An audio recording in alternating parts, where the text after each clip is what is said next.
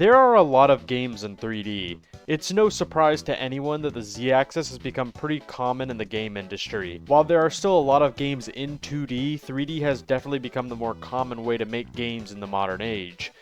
Then we have Kirby. This series started on the Game Boy as a 2D platformer, and that's basically what the main series has been up until pretty recent times. I feel like most Kirby and Nintendo fans were just sort of waiting to see when the series would finally make the big jump to 3D, with it seeming less and less likely as the years went by. But in 2022, Kirby finally had his big mainline 3D debut with Kirby in the Forgotten Land. But in all reality, Forgotten Land wasn't the first 3D Kirby game. It was really just the first game to fully explore the concept in a mainline title. So today we will be looking through Kirby's evolution in 3D and see what led up to Kirby's long-awaited third dimension debut. During the late 90s, Nintendo released the Nintendo 64, which allowed a lot of their series to make the transition from 2D to 3D, but Kirby didn't get a game on the console until the summer of 2000, and when it came out, it was still a 2D platformer.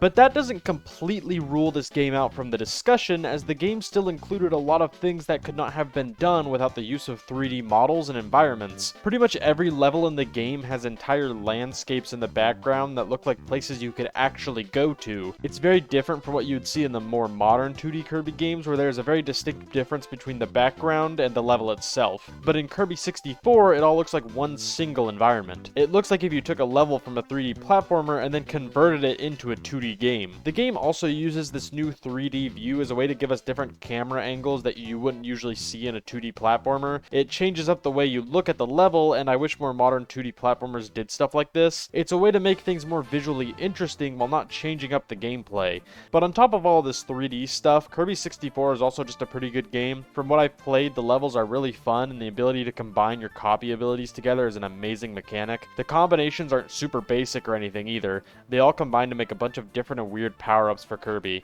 Sometimes they give you cool weapons, and sometimes they transform you into objects like a fridge. While this game definitely isn't a 3D game, it still uses a lot of 3D elements and was definitely a step in the right direction. But you see, after Kirby 64, you would think that Kirby would have either finally made a fully 3D game, or at least continued the 2.5D idea on the GameCube. But no. You see, after 64, we didn't get a mainline Kirby game on console for a very long time. Kirby shifted his focus to the portable systems for a while, meaning that we were back to the traditional 2D style. But there was one spin-off that was released on the GameCube during this time that was actually fully 3D. The game I am talking about is of course Kirby Air Ride, which was Kirby's first and only Mario Kart style game to ever be released. But this game isn't just some Mario Kart knockoff with Kirby characters. The game actually has a lot of its own ideas, and there aren't really any other games like it that I've played. So the game's main racing mode is pretty similar to what you would expect. You have a handful of courses to select from, you select your character and car, and then you're off. But the game's controls are where things get a little more interesting. Instead of holding a button to go forward, your character automatically moves unless you tell them not to. Really, the only two parts of the controller you use is the stick to turn and the A button to do literally everything else. You can press the A button to drift to give yourself a boost, but if you hold it too long, then you just brake and you have to speed up again. You also press the A button when you are close to an opponent to attack them, as well as using it to gain copy abilities from enemies, and just interacting with things in general. While I do get what they were going for with this control scheme, I think that they made it so simple that it can make it sort of annoying to use. Like, I think they could have made the attack button B so that you aren't accidentally braking when you're trying to get a power-up, or at least just have the ability to change up the controls a little. But overall, this doesn't affect the game too much, as it is still pretty fun to play. The game doesn't limit you to the ground and actually has quite a few points where you can make it into the air, and depending on your vehicle and a little bit of skill, you can actually stay in the air for quite a while in this game. Speaking of the vehicles, they are also a pretty big part of what sets this game apart from other racing games like it. Instead of the different vehicles just having different stats, each one drastically changes how you play the game. The default one can basically do everything but doesn't do anything extremely well, but then we have the ones that get more interesting, like this one, which allows for more airtime and actually goes faster while you are in the air. You can ride a wheelie, which goes pretty fast but doesn't get really any airtime and controls more like a regular car than the other vehicles. And then we have this monstrosity that can go extremely fast, but you can only turn it while braking. These are really only a few examples because it would take me a while to list all of the differences of all of the vehicles. We also have Top Ride, which is a top-down mode with much shorter courses. This mode isn't as fun as the main racing, but it could be fun if you had some friends to play it with. But then we have the fan favorite mode, City Trial. This mode gives you a large open city to ride around and explore. You can find new vehicles and upgrades around the map to try and get the best vehicle possible. After the timer runs out, you are given a random minigame to complete, and you have to hope that the upgrades you gathered in the city will help you do better than everyone else. This mode is very fun, especially if you have friends to play with, and would even go on to inspire Smash Run and Smash Bros for 3DS. This game is really fun, and in my opinion, I would probably call it the real first 3D Kirby game, but it makes sense why it usually isn't considered that, because it's a spin-off and really isn't anything like a normal Kirby game. But this game showed that HAL and the Kirby devs were capable of making a fun 3D game, so surely it wouldn't be long before they finally make the big 3D Kirby game. After the release of Air Ride, Kirby went back into his state of only having portable releases for a while, before finally making his comeback on the Wii with two pretty good games, and one of them would basically become the format for mainline Kirby games over the next few years. From 2011 to 2018, all of the mainline games would play basically the same as Return to Dreamland. But in 2016, with the release of Planet Robobot, a sub-game called 3D Rumble would finally include 3D gameplay in a mainline Kirby game. It was very short since it was a sub-game, but it did show that the concept could work, and apparently the developers thought so too, as this side mode would eventually be beefed up and released as its own game in the form of Kirby Blowout Blast. In 3D Rumble, you are given very small stages with enemies in them that put a big emphasis on chaining your hits together for combos. This mode is all about getting a high score for a better rank on the level, and doesn't really put any emphasis on platforming, with the levels basically just being squares. This does make sense though,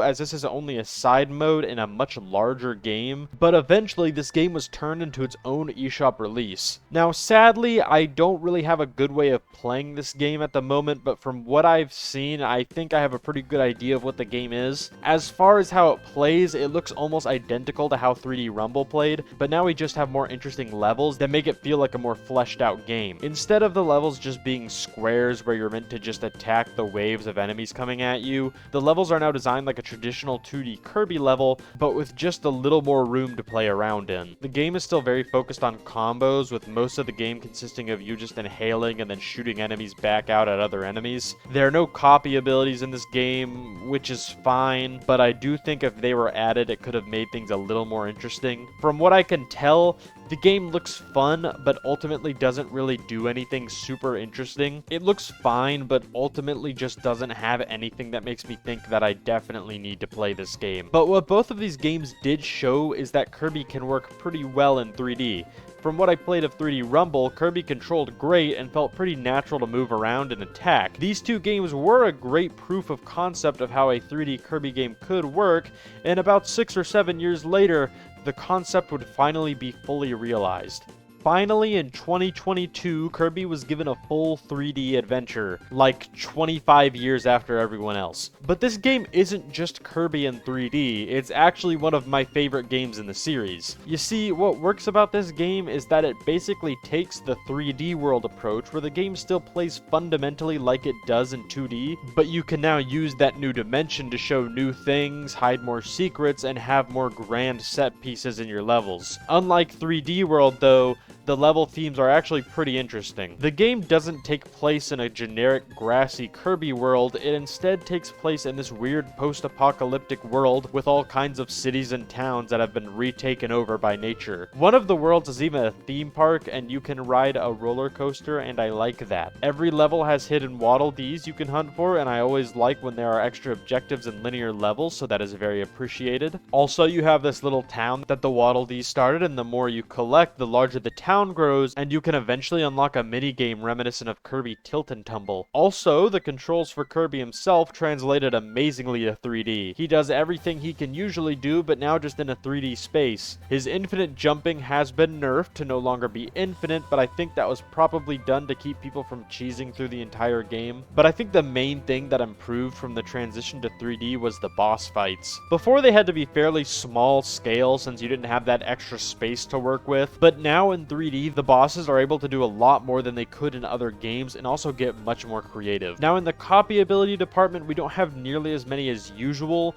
but you can now actually upgrade them, which can pretty drastically change how they work. And the upgrades aren't as simple as the sword gets bigger. The more you upgrade them, the more cool and different they become from their original form. Like after doing the secret Morpho Knight boss after the end of the game, you can upgrade the sword ability to look like a Morpho Knight and also become very powerful. We also have the mouthful mode abilities, which can drastically change how the game is played. You can become a car or a roller coaster or all other kinds of things. Only drawback is that it is slightly disturbing. This game also just has a lot of content to get through, especially in the post game, which is very nice. This is one of those games that I absolutely love, but just don't have a lot to say about, other than if you haven't played it already, I would very much recommend it. Kirby in 3D is one of those things that I think most people have kind of always wanted, but it just seemed like it was never going to happen. While we did get little taste of it here and there, we never really got the full experience until now with Kirby in the Forgotten Land. The game was able to take things everyone loves about the series and repackage it in a new and exciting way to make one of the best games in the series. But I would still recommend pretty much every game in this video, as a lot of them have a lot to offer on their own, looking past how well they transitioned Kirby to 3D. But right now, it looks like Kirby has a bright future in both 2D and 3D,